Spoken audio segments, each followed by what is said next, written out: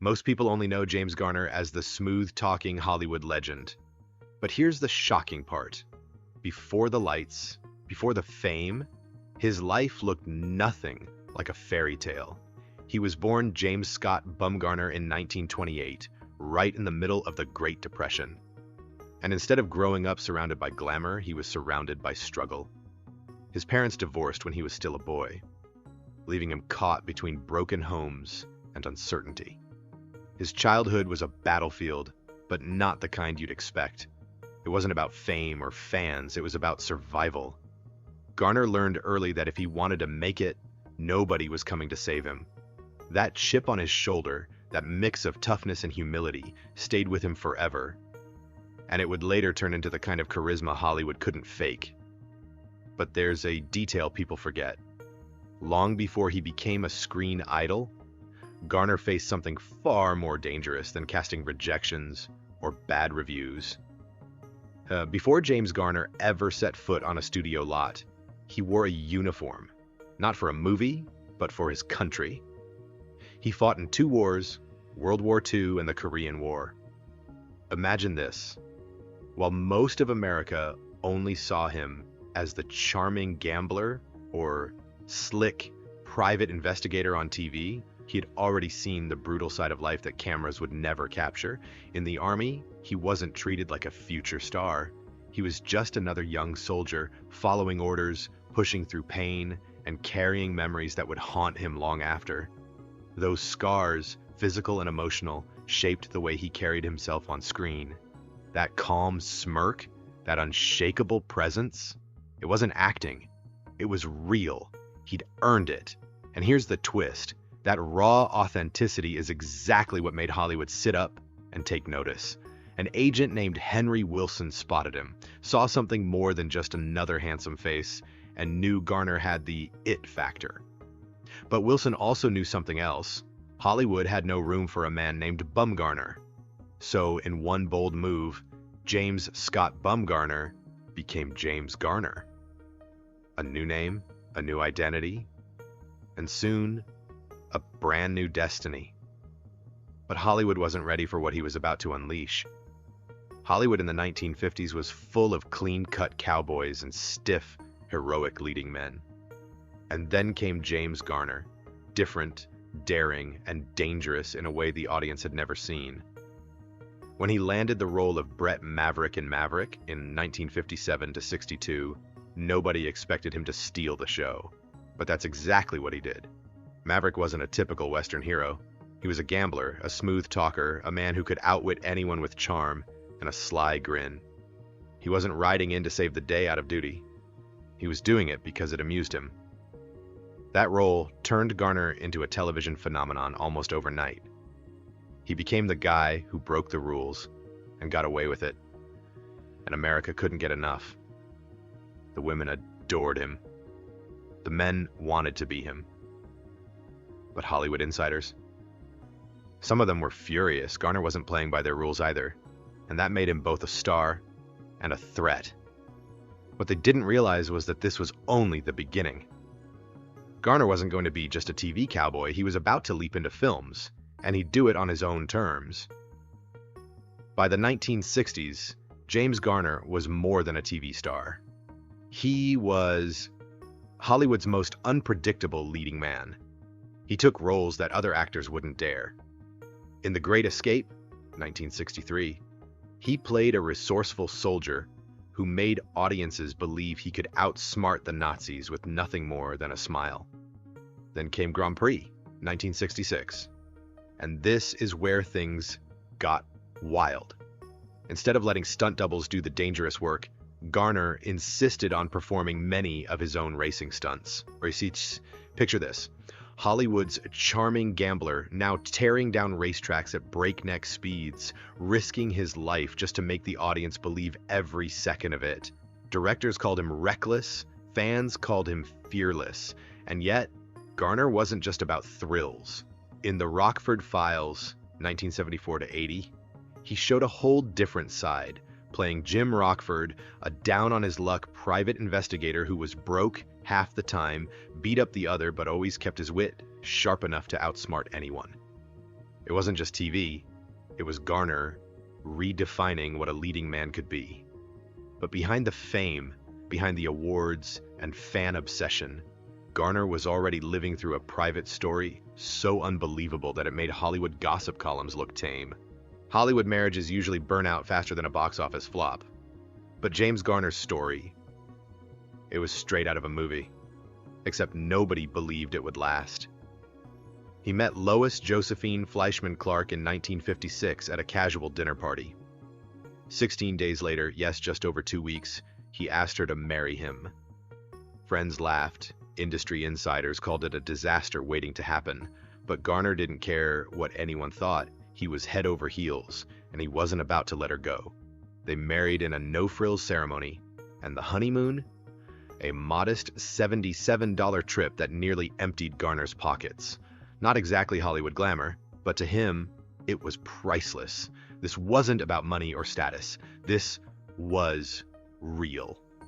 And here's the scandalous part. Garner wasn't just marrying Lois, he was stepping into a ready-made family. Lois had a 9-year-old daughter from a previous marriage, recovering from polio. Most actors at the peak of fame would have run the other way.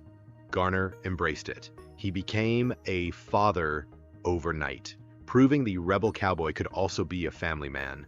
Later, they had a daughter of their own, Greta, nicknamed Gigi, and for a while, it looked like a perfect Hollywood love story. But the truth? That picture-perfect marriage was tested by cracks and separations no one in the press saw coming. Twice, they split apart. Once for 3 months, another time for nearly 2 years. The gossip papers whispered. Fans assumed the worst, but Garner insisted it wasn't infidelity or betrayal. The real villain, Hollywood itself. The brutal schedule of the Rockford Files, his failing health, and studio pressure nearly destroyed him, and his marriage with it. And yet, each time, they found their way back. Their love story didn't just survive, it defied Hollywood itself. But while Garner protected his marriage, another relationship in his life became the center of endless rumors. For decades, whispers swirled around Hollywood. Was James Garner secretly in love with Sally Field? Their on-screen chemistry was undeniable. Fans swore it was real. Tabloids made it sound scandalous. Finally, Garner set the record straight. Yes, there was chemistry, but it lived and died on screen. Off camera, their relationship was far more complicated. She's passionate, intense, and brilliant, Garner admitted. But that intensity didn't always make things easy. They clashed, they disagreed, they pushed each other in ways that fueled rumors, but also fueled their performances. And here's the twist. Those so-called fights weren't signs of hatred or romance gone wrong. They were two powerful actors with two different methods, colliding in the name of art. We never had a falling out, Garner said firmly, crushing the Hollywood gossip. I respected her, she respected me, but don't believe the headlines. Still, audiences couldn't let it go. They wanted the fantasy of Brett Maverick and Sally Field to be real. But Garner knew better.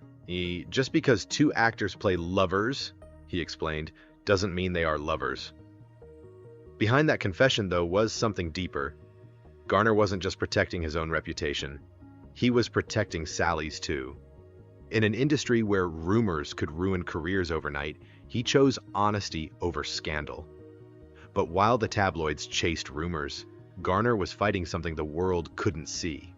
Pain that nearly broke him. James Garner was Hollywood's cool, unshakable leading man.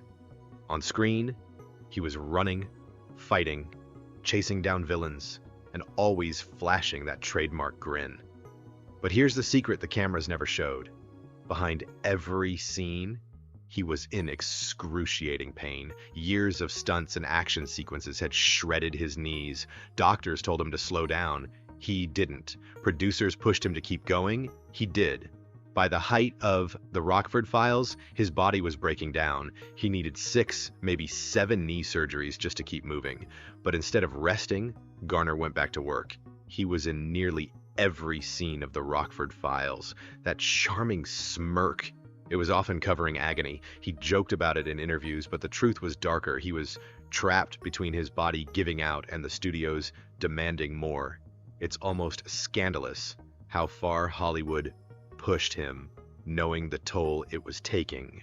Garner later admitted that the grind, combined with the constant pain, was one of the real reasons he walked away from the show. Not ego, not drama, just survival.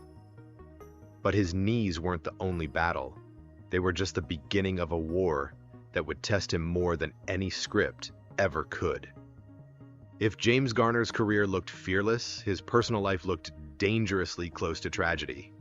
His first major health scare hit in 1988, a quintuple bypass surgery. That's not one, not two. 5 blocked arteries that doctors had to repair. For most people, that's a wake-up call. For Garner, it was just another fight to survive. The crazy part? Even after doctors begged him to quit smoking, he didn't stop. Not for 17 more years. That stubborn streak, the same one that made him irresistible on screen, was nearly the thing that killed him. And then came 2008. Garner suffered a massive stroke. For most people, that's the end of the story, but somehow, he pulled through again. Friends and family called it a miracle. Doctors called it resilience. Garner just called it another obstacle. But the truth was undeniable.